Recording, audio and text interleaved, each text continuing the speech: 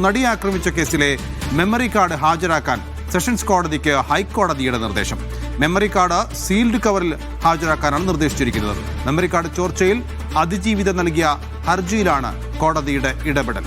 മുഹമ്മദ് റഫീഖ് ഉണ്ട് വിവരങ്ങൾ നൽകാൻ. റഫീഖ്, അതിജീവിത കഴിഞ്ഞ ദിവസം മാത്രമാണ് ഈ പരാതി നൽകിയത്. വളരെ പെട്ടെന്ന് തന്നെ കോടതിയുടെ ഇടപെടൽ ഇക്കാര്യത്തിൽ ഉണ്ടാവുകയാണോ?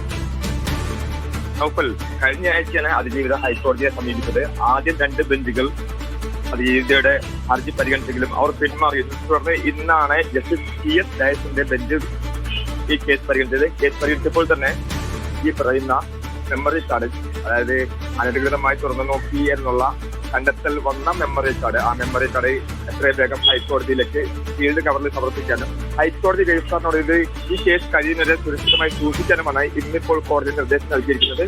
അതോടൊപ്പം തന്നെ ഏറ്റവും പ്രധാനപ്പെട്ട മറ്റൊരു സംഭവം എന്നുള്ളത് പ്രോസിക്യൂഷന് ഈ അന്വേഷണം സംബന്ധിച്ച് എത്രയും വേഗം മറുപടി നൽകാനും ഇപ്പോൾ കോടതി നിർദ്ദേശിച്ചിട്ടുണ്ട്.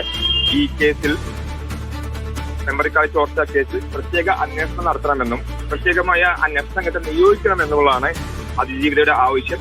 ഈ കോടതിയുടെ പരിഗണനയിലിരിക്കെ, സെഷൻസ് കോടതിയുടെ പരിഗണനയിലിരിക്കെയാണ് ഈ കേസിലെ മെമ്മറി കാർഡിൽ തുറന്നു നോക്കിയതെന്നാണ് നേരത്തെ കണ്ടെത്തൽ. ഈ സംഭവം സംബന്ധിച്ചും ഇതിലെ പിന്നിലെ സംഭവങ്ങൾ സംബന്ധിച്ചും അന്വേഷിക്കണം എന്നാണ് നടിയായ അതിജീവിതയുടെ ആവശ്യം. അതിജീവിതയുടെ ആവശ്യം പ്രഥമദൃഷ്ട്യാ നിലനിൽക്കും എന്നാണ് കോടതി പറഞ്ഞിരിക്കുന്നത്.